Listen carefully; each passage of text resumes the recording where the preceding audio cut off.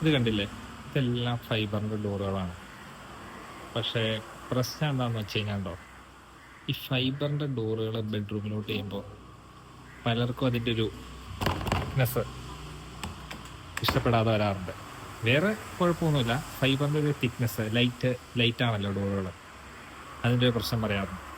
പക്ഷേ അതിനെ മറികടക്കാനായിട്ട് നമ്മൾ WPC ചെയ്താലോ ആ ഡോറുകൾ ബെൻഡായി പോകുന്ന പ്രശ്നമുണ്ട്.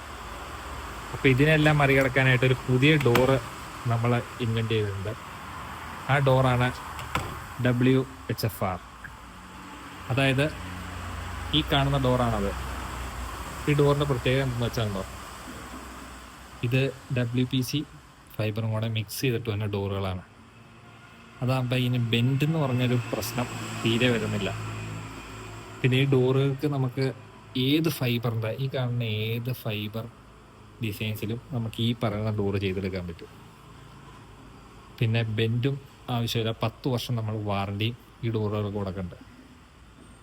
അപ്പോൾ ഇങ്ങനെയുള്ള ഡോറിൻ്റെ പ്രൈസും ഇതിനെക്കുറിച്ച് കൂടുതൽ അറിയാനായിട്ട് ഈ താഴെ കാണുന്ന നമ്പറിൽ കോൺടാക്ട് ചെയ്യുക. ഓക്കെ.